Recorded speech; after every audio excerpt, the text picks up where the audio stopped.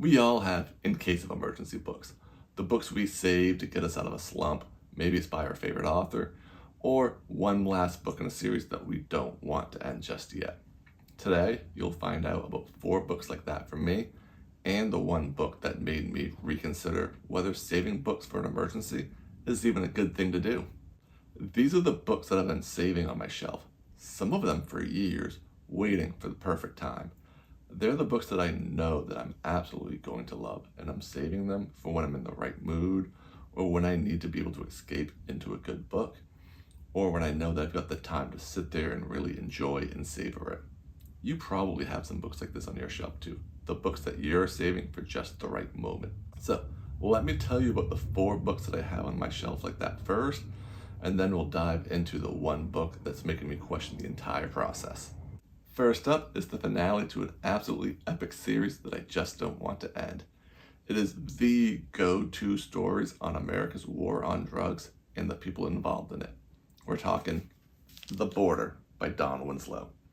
This is the final book in the trilogy that starts with The Power of the Dog and The Cartel.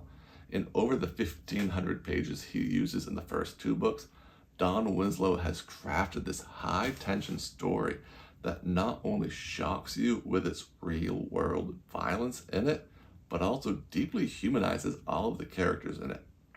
Don't get me wrong, there's not good people in these stories. We are talking about corrupt politicians, corrupt governments, we're talking corrupt police officers, we're talking multi-country wars.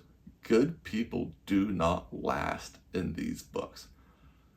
But he humanizes everybody and gives you the reasoning behind the decisions that they make. This is the series that taught me that crime fiction can be every bit as epic as literary fiction or any other genre out there. This isn't just a thriller. There's heavy themes in here. We're talking about why America failed at the war on drugs. Frankly, it's a world that I'm not ready to leave yet. And I've been saving this book for when I really am ready to say goodbye to some of these characters and when I'm ready to just become absolutely devastated. Book 2 is the vampire Western revenge story that I've always wanted to read. The first book that I ever read by this author was a werewolf coming-of-age story that absolutely blew me away. I'm a sucker for any good vampire story. No pun intended there. So, when Stephen Graham Jones announced that he was writing a vampire story called The Buffalo Hunter, I was 100% all in. I know Stephen Graham Jones's writing can be a bit divisive. He uses this lyrical writing style that's part oral tradition, part stream of conscious, and he sprinkles in enough literary bent to it that can leave you kind of wondering what's going on at first. But trust me, once you get Stephen Graham Jones's writing rhythm down, he's going to take you to some absolutely beautiful highs and some absolutely depraved lows. Not only is this a vampire story, it's supposed to have a good Western tint to it as well, and one hell of a revenge story. I've been saving this for when I want a horror book that will scare and horrify me, not just with the monsters it creates, but also with the humanity of it all. When I'm ready for something like that, I'm pulling The Buffalo Hunter off of my shelf. What do you do when one of the greatest living writers steps into your favorite genre? The next book is written by the only person to win 2 Pulitzer Prizes for fiction in the past 35 years. We're talking Colson Whitehead and his novel, Harlem Shuffle. Harlem Shuffle is a crime novel that is told over multiple years, and it is disguised as a family saga to sell to the literary crowd. But for all intents and purposes, this is supposed to be a straight-up crime novel about a man who starts acting as a fence in New York City in the mid-60s. If you've ever read Colson Whitehead before, you know the absolute heights that he can take you, and I'm really excited to see what he can do within my favorite genre. Not only am I expecting like an absolute killer plot with some sort of like weird bend to it that only Colson Whitehead could do, but I'm also expecting characters and themes that will make you cry, that will leave you heartbroken, and ultimately made you a better person for having experienced this book. This is one of those books, knowing it existed, I knew it would absolutely click for me and it would automatically be one of my favorite books. I'm saving this for when I have 3 or 4 rough books in a row. This is gonna be like the only break glass in case of true emergency books for me. And the last book on my shelf is an absolute legend. It defines an entire genre. People say it's not just a crime novel, it's an entire city boiled down into one book. We're talking, of course, LA Confidential by James Ellroy. I've never read James Ellroy before, but his reputation is not lost on me. He is often cited as one of, if not the greatest crime fiction writers from America. And I cannot wait to dive into him. He has this almost machine gun style prose, and he does something with his crime fiction that not a lot of other authors do. He looks at crime fiction at the city level. He's not looking at one crime that's committed.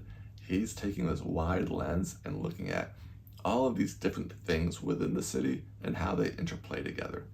LA Confidential has sex, it's got murder, it's got corruption, it's got organized crime, and it's got a lot more going on, and I can't wait to dive into it.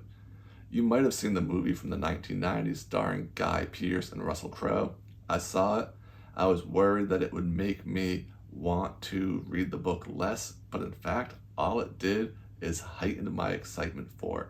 I can't wait to dive into this book and to see how much better the book is than the movie, how much deeper it goes into things. This is the book that I'm saving for when I'm ready to reach the pinnacle of crime fiction, when I want to read the book that every other book has been compared to in the past 35 years. The book that makes me go, okay, I'm never going to read a better book than this. Everything after this is going to pale in comparison. When I'm ready to reach for that, I'm grabbing LA Confidential. And now we're at the book that's making me question it all. The book that I saved for the perfect moment. That book is She Rides Shotgun by Jordan Harper. The moment I heard about this book, I knew I was going to love it. It's the story of a father and his 11-year-old daughter on the run from a white power gang until they decide that they have to take the fight to the gang themselves. I knew this book was going to hit me, and it did. It hit me hard. The thing is, once I finally picked this up, it wasn't just as good as I expected it to be. It made me do something that I've never done before. After finishing, I immediately picked up another Jordan Harper book, and when I finished that one, I grabbed another one. She Rides Shotgun was that strong.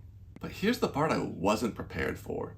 Yeah, this book was incredible, but when I closed that last page, I was immediately hit with, why did I wait so long to read this? I wish I could have had Nate and Polly in my head for the past couple of years. I wish I could revisit their story in my head, check up on them, and ultimately have them not only shape how I read, but also shape my worldview. Instead, I put it off, and in doing so, I robbed myself of that time and those memories.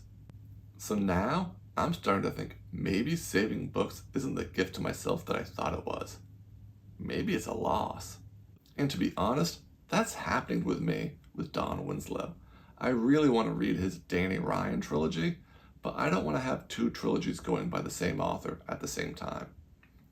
I also want to read The Dawn Patrol and Savages by Don Winslow, but every time I go to grab one of those 2 off the shelf, I see The Border, and I think I shouldn't start something else by him until I finish The Border.